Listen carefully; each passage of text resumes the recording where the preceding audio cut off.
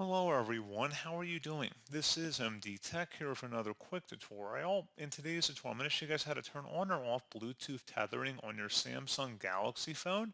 So if you want to share the internet and mobile data with other devices, or maybe you want to turn that off, in today's tutorial, I'm going to show you guys how to do it. And without further ado, let's go ahead and jump straight into it.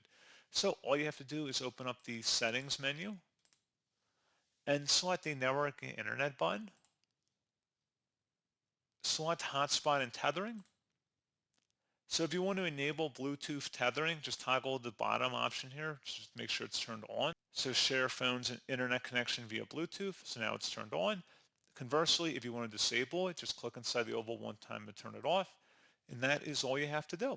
So pretty straightforward process, guys. And as always, thank you for watching. I do hope that I was able to help you out. And I do look forward to catching you all in the next tutorial. Goodbye.